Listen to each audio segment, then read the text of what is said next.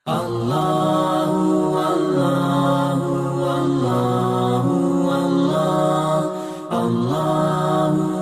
luar sana terdapat banyak agama yang berpenampilan seperti imej seorang Muslim, seperti memakai serban dan berhijab, sedangkan mereka bukan beragama Islam.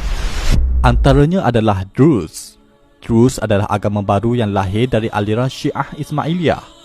Mereka mendakwa Khalifah Fatimiyah di Mesir iaitu Al-Hakim bi Amrullah adalah Allah dalam penjelmaan yakni tajalli dalam bentuk manusia. Agama ini telah mengadun kepercayaan falsafah Yunani, Hindu dan Buddha dengan kepercayaan Syiah Ismailiyah. Pemakaian mereka ini adalah kerana pengaruh budaya dan masyarakat di Timur Tengah. Agama Saba'in Mandain. Saba'in Mandainism adalah agama yang lahir di Iraq, sekitar pesisiran sungai Efrat dan Tigris. Mereka menganggap Nabi Yahya atau John the Baptist adalah Nabi utama di sisi ajaran mereka. Mereka menjadikan ritual pembaptisan di sungai sebagai ibadat utama di sisi mereka.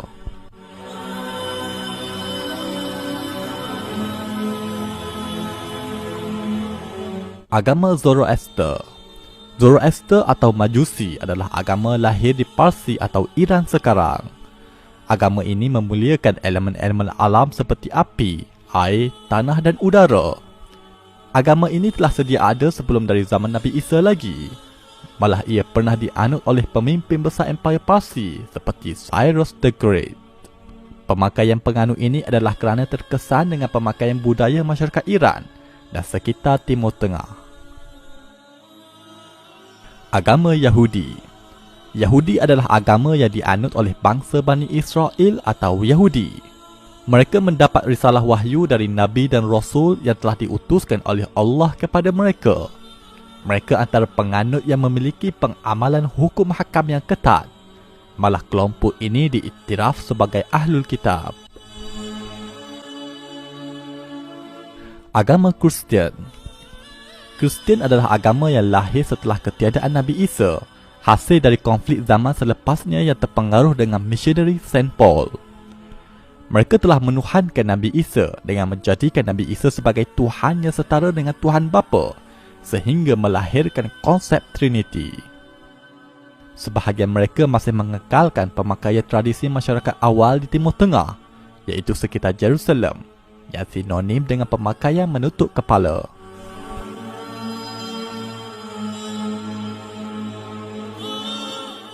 Agama Samaritan. Samaritan adalah agama kuno yang lahir sejak dari zaman sebelum Nabi Isa. Mereka adalah kelompok Bani Israel yang telah mengasingkan diri dari orang-orang Yahudi yang lain. Malah mereka mendakwa kitab Taurat orang Yahudi yang ada pada hari ini adalah menyeleweng. Mereka mendakwa kitab Taurat yang asli adalah kitab yang dimiliki oleh kaum mereka. Kini kelompok Samaritan berada di kawasan West Bank, Gunung Gerizim. Agama Yazdani. Yazdanism adalah agama baru yang lahir dari kalangan bangsa Kurdish. Mereka menyembah Tuhan yang bernama Yazdan. Mereka menggabungkan ajaran Hindu, Kristian, Majusi dan Sufi Batiniyah. Mereka beriman wujud ketua malaikat Merak yang dinamakan sebagai Melek Taus. Kisah Melek Taus ini adalah versi mereka membersihkan karakter iblis dalam versi Al-Quran. Mereka juga ada ritual memuja kubur wali mereka iaitu kubur Adi Ibn Musafir yang terletak di Iraq.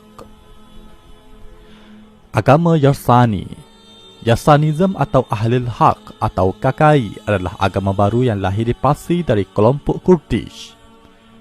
Agama ini diasaskan oleh Sultan Sahak. Mereka menganggap Sultan Sahak sebagai nabi baru mereka. Mereka juga adalah kelompok yang melampau menganggap Saidina Ali sebagai jemaah Allah di dunia. Mereka juga meminta pertolongan dengan Saidina Ali. Ya Ali, Ya Ali, Ya Ali, Haidar, Haidar, Haidar, Madar. Ya Ali, Ya Ali, Ya Shah berkibar Madar.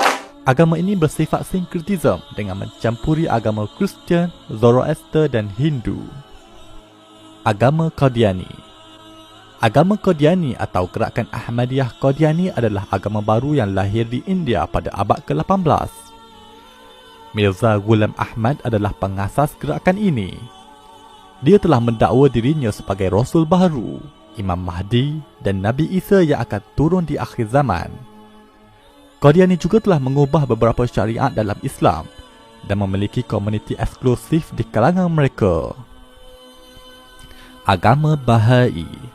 Bahai adalah agama baru yang lahir di Iran oleh tokoh mereka yang mendakwa sebagai Rasul, iaitu Sayyid Ali Muhammad Shirazi dan Mirza Hussein Ali. Mereka semua adalah lahir dari keluarga Syiah Imamiyah di Parsi dan akhirnya membawa ajaran baru versi mereka tersendiri. Pemakaian tokoh-tokoh terawal mereka menyerupai pemakaian Muslim di sekitar Timur Tengah. Ini kerana agama ini mula berkembang di Timur Tengah. Agama Sikh.